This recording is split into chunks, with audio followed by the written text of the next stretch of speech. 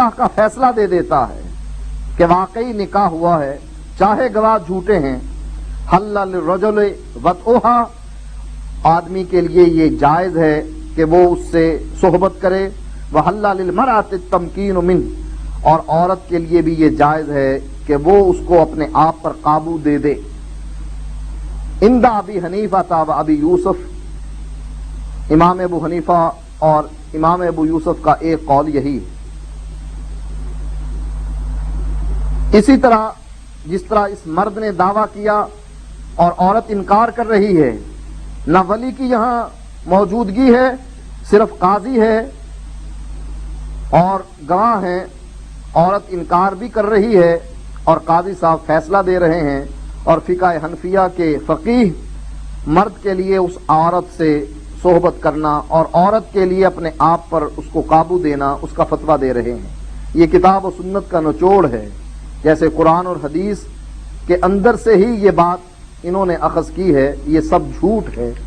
بہتان ہے۔ حدیث میں آتا ہے، ابن ماجہ کی یہ حدیث ہے،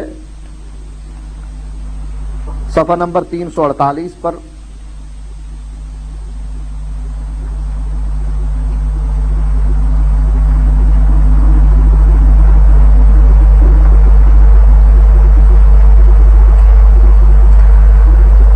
اللہ کے نبی فرماتے ہیں، ان اللہ تجاوز لامتی عما توسوس به صدورها ما لم تعمل به او تتکلم به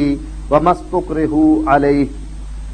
حضرت ابو ہریرہ کہتے ہیں کہ اللہ کے نبی نے فرمایا کہ اللہ تعالیٰ نے میری امت سے جو وسوسے ان کے سینوں میں پیدا ہوتے ہیں وہ معاف کر دیے ہیں، ما لم تعمل به، جب تک کہ ان وسوسوں کے مطابق عمل نہ کر لے، او تتکلم به،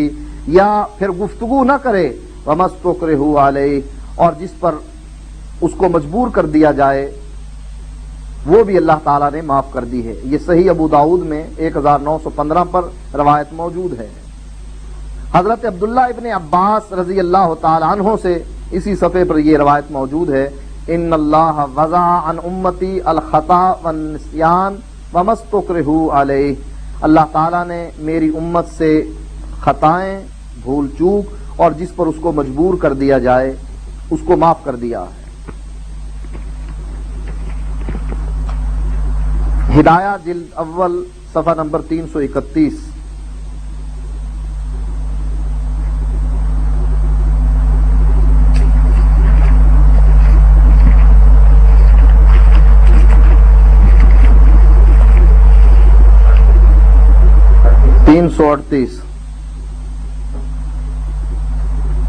وطلاق المکرہ واقع، کسی شخص سے زبردستی طلاق لی جائے تو طلاق واقع ہو جاتی ہے۔ اگر کسی شخص کو کسی کی بیوی پسند آ گئی، وہ اس پر گن رکھ دے اس کی گردن پر اور کہے کہ اپنی بیوی کو طلاق دے دو، حنفیوں کے نزدیک طلاق واقع ہو جائے گی۔ اور اللہ کے نبی فرماتے ہیں، جس کو جس کام پر مجبور کر دیا جائے وہ معاف ہے، طلاق واقع نہیں ہوگی۔ یہ وہی مسئلہ ہے جس پر حنفیوں نے امام مالک رحمہ اللہ کو پٹوایا تھا۔ حنفیوں نے گورنر کو، منصور کو یہ بات کہی کہ امام مالک زبردستی کی طلاق کو طلاق نہیں مانتے ہیں، اگر زبردستی کی طلاق نہیں ہے تو زبردستی کی بیعت کیسے جائز ہو سکتی ہے، اور تم لوگوں سے بیعت زبردستی لیتے ہو۔ اگر طلاق صحیح ہے تو بیعت بھی صحیح، اور اگر طلاق صحیح نہیں تو بیعت بھی حرام۔ منصور نے امام مالک کو بلایا اور اس مسئلے پر دستخط کرنے کا حکم دیا اور عزت افزائی کے لیے خوشخبریاں دیں۔ امام مالک نے کہا کہ یہ بات کتاب و سنت کے مخالف ہے، اس لیے میں نہیں مانتا۔ آپ کو ڈرایا گیا، آپ نہ مانیں، آپ کو بلا کر تشدد کیا گیا، آپ کے کندھے آپ کے جسم سے ضربیں مار مار کر علیحدہ کر دیے گئے، آپ ہاتھ نہیں اٹھا سکتے تھے، ہاتھ نہیں باندھ سکتے تھے۔ تقلید کا برا ہو کہ مقلدوں نے جب اپنے امام کو رفع الیدین نہ دیکھا اور ہاتھ نہ باندھتے ہوئے دیکھا تو مذہب بنا لیا کہ ہاتھ چھوڑنا بھی جائز ہے، رفع الیدین نہ کرنا بھی جائز ہے، حالانکہ امام مالک اس وجہ سے ہاتھ نہیں اٹھا سکتے تھے کہ ان کے کندھے نکال دیے گئے تھے، مار مار کر ہاتھ نہیں باندھ سکتے تھے۔ امام مالک کو گدھے پر سوار کر کے منہ کالا کر کے شہر کا چکر لگوایا گیا، لیکن امام مالک پورے مجمع کو دیکھ کر کہا کرتے تھے من عرفنی فقد عرفنی، جو مجھے جانتا ہے وہ مجھے جانتا ہے، ومن لم یعرفنی فانا مالک بن انس، اور جو مجھے نہیں جانتا وہ جان لے کہ میں انس کا بیٹا مالک ہوں۔ مسئلہ کیا ہے؟ مسئلہ وہی ہے کہ طلاق، زبردستی کی طلاق نہیں ہوتی ہے۔ تو یہ وہ مسئلہ ہے جس پر احناف نے امام مالک پر ظلم اور تشدد کیا، یہ مسئلہ حدیث کے خلاف ہے۔ امام ابو داؤد یہ روایت بیان کرتے ہیں جلد نمبر 3 صفحہ نمبر 824 پر،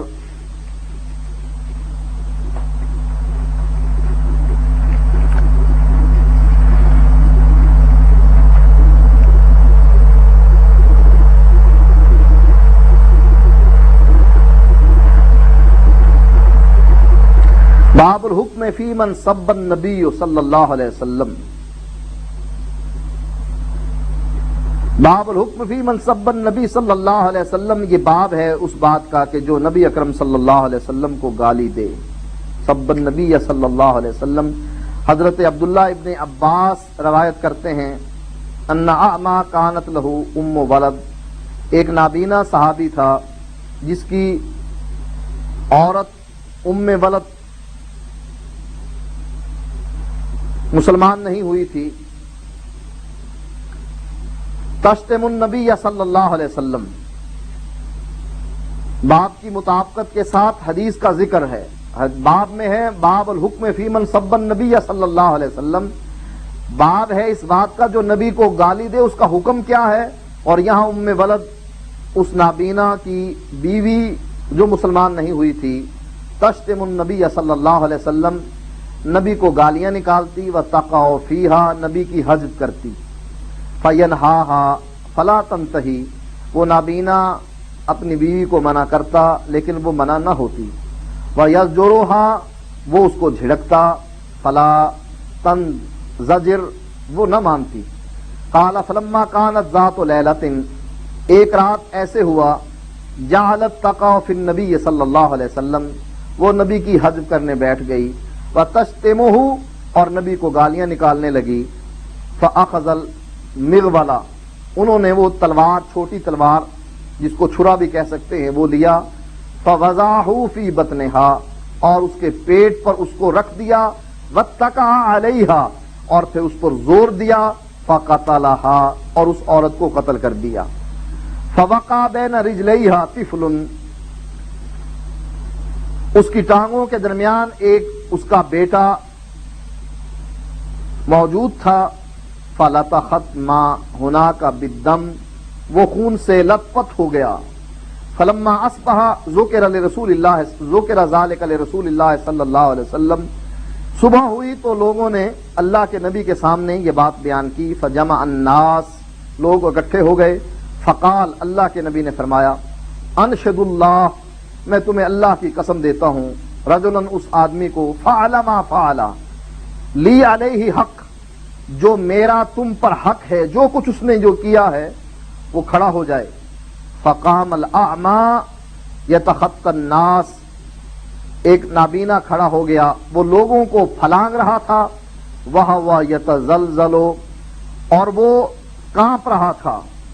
حتی قعد بین ید النبی صلی اللہ علیہ وسلم، یہاں تک کہ وہ لوگوں کو پھلانگتا ہوا نبی اکرم صلی اللہ علیہ وسلم کے سامنے جا بیٹھا،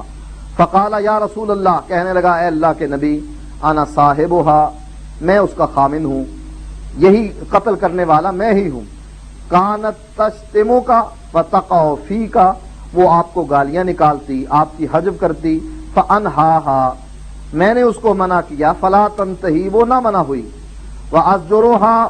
فلا تنزجر، میں نے اس کو ڈانٹا، وہ پھر بھی منع نہ ہوئی، ولی منہا ابنان مثل اللؤلؤتین، اور میرے اس سے 2 بیٹے بھی ہیں، ایسے بیٹے جیسے موتی ہیں، وکانت بی رفیقہ، اور وہ میری بیوی بھی تھی، فلما کانت البارحہ، تو جب یہ رات ہوئی، جعلت تشتمک فتقع فیک، وہ آپ کو گالیاں نکالنے لگی، آپ کی حجب کرنے لگی، فاخذت المغولا، میں نے چھرا لیا، فوض